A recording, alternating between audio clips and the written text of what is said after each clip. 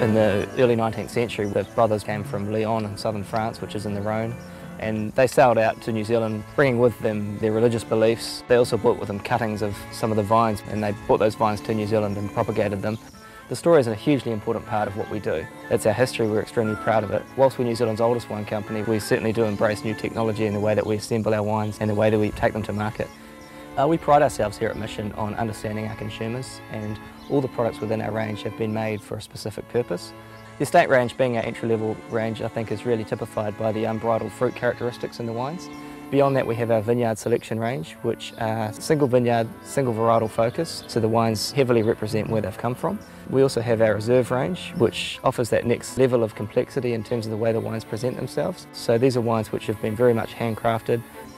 The Jewelstone range really is fantastic. It represents the pinnacle of our winemaking program. The inputs that go into making Jewelstone really are quite intense. They spend extensive time in barrel, and the wines that result are quite remarkable.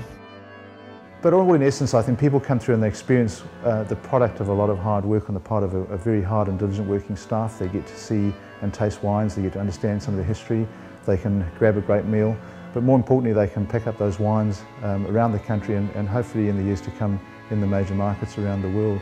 The concert once a year is a bit of fun, high profile, and provides an opportunity for us.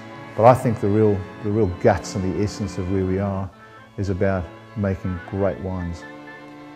All the proceeds of our work and effort here at Mission accrue to the Society of Mary to allow them to pursue their religious works in the province of Oceania. We also have associations with our local educational institution, the Eastern Institute of Technology. We sponsor our students through their over 3-year program, primarily in viticulture.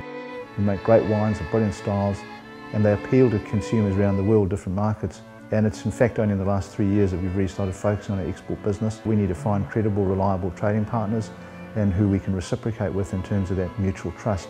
But it's also about having good relationships and fun. Yes, when I started here back in 1979, the building behind us was a thriving seminary with 50 students, seminary students. The winery was a fairly small boutique winery. I was understudy to Brother John, who was a very clever man, a very good winemaker. I became the winemaker full-time in 1982. My philosophy is minimal sort of intervention and a minimal use of additives to grow and make our wines sustainably. Probably our other aim is to make wines reflect the regional character of Hawke's Bay. We have many sub-regions in Hawke's Bay. Each region produces wines with distinctive characteristics, so I like to see these characteristics brought out in our wines. We now work with Cabernet Sauvignon, Merlot and Cabernet Franc. In our climatic conditions of Hawke's Bay lends an elegance and nice structure to our wines. On the Gimlet Gravels there's a lot of braiding that's occurred from where the river used to run through. It's really stony, bony soils, very free draining soils. You grow very balanced vines, you can control all aspects of the canopy and canopy vigour.